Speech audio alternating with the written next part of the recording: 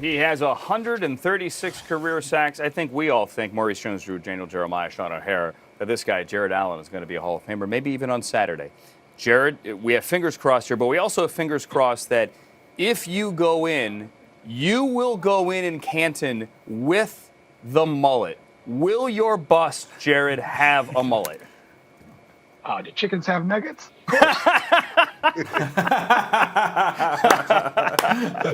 So I guess that's a yes. Absolutely. How you feeling ahead of the big day here? Coming out. It looks fantastic. I'm good. So as far as Hall of Fame is, it's literally been an amazing pleasure just to be a part of this journey. It's one of these things I just keep using the word surreal because it's something that I really have no control over right now, right? It's does your career stand the test of time, and it's in the hands of other people, and so whether it happens this week or next year or following years, if it ever happens, it'll be a fantastic joy. But it's just been really cool to look back, at something when you're in it, maybe you don't fully appreciate it. So 5 years later to go back and look back at it with people that helped me accomplish so much and be able to share these moments again with people throughout my life and throughout my career. It's just been really fun. It's been humbling. Just to have my name mentioned in the same category as some of the all-time greats. Like I said, it's humbling, and when and if it happens, it'll be a great day. Jared, we were at the Pro Bowl. I think it was 2010, and we had a quick conversation. You said everyone looks at you as a motor guy. After all these sacks and all the accolades and possibly being a Hall of Fame guy, you think now that you'll get the respect that you deserve of being a skilled pass rusher? Oh, I hope it's more just as a skilled defensive player. You know what I mean? I forget. I'm like, y'all need to check the tackle stats too. I wasn't a slouch in that category. Hey, listen, if you want to put me in the Hall of Fame as a high motor, high effort guy, heck, I'll take it. Jared, hey, I think you've done all right for yourself, man. I think that was my first year in scouting was when you were coming out. I remember our scout that had written you up as a long snapper there with the Ravens. So I think you went a little bit further than that with what you accomplished at the next level. I still argue I'm probably one of the best long snappers in the league today still. There you go. See, the evaluation might have been right. There you have it. Hey, man, quick question for you. When you look at this year, without the crowd, haven't played in Kansas City and Minnesota where the crowd can really help you as a pass rusher. Do you notice a difference with that this year? The sack numbers were down a little bit around the league. Yeah, I just think the offense, and Sean and Maurice can speak to this better, but the advantage automatically shifts to the offense without noise.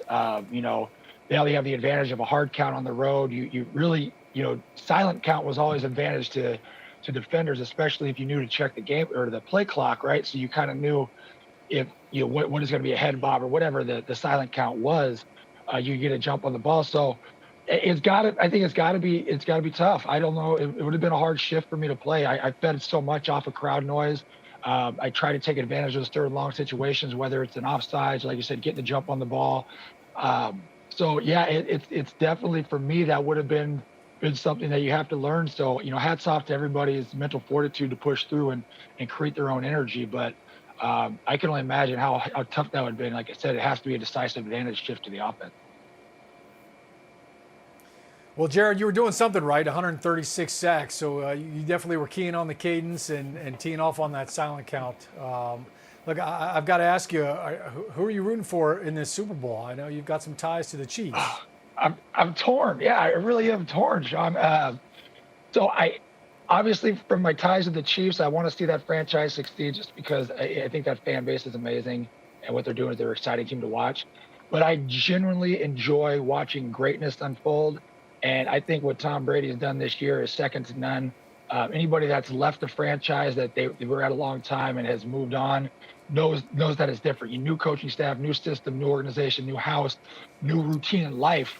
And for him to go down there and, really put the Belichick, him, kind of conversation, well, would Brady be as good if he wasn't in that system his whole career?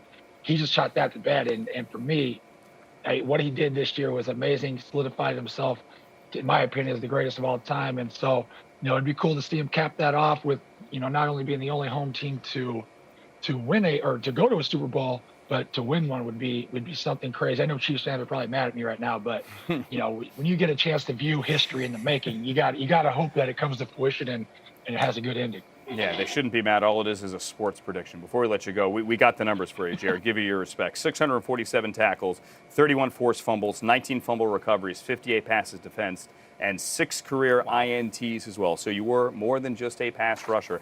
You're also a spokesman. Yeah, there you go, buddy. Tell us about Volvo, Jared. Yeah, so Volvo reached out because I have, or I guess I'm tied for the league leading safeties in the history of the league.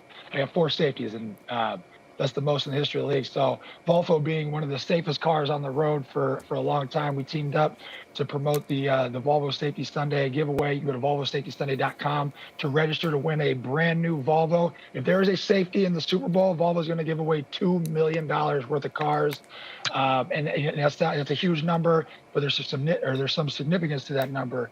So Volvo has been credited with saving 1 million lives since the invention of the 3-point safety belt. And they want to save another 1 million lives through technology and innovation in their cars. And so the $2 million giveaway is a representative of the past and what they want to do in the future. So sign up. Let's hope for a safety. If the game's a blowout, I mean, if anybody's got a punter safety, or punter or long snappers, punter text them to snap that ball over the head. Let's give some cars away. Confetti flies. Let's have some fun with it. Or let's get an offensive lineman for holding, and somebody wins a lot of money as well. Oh, Jared I didn't Allen. even think about Yeah, that. I think about that one. Hey, There you go. Hey. There you go. Quarterback could Sean, run out not of the that back you'd of the ever end done zone, Jared. that. or Yeah, run. where's run that Orlovsky guy. when you need him? Run Dan Orlovsky out the back of the end zone. That would be fun as well. Jared Allen, good luck on Saturday, man. We're all rooting for you. I appreciate it. Thank you.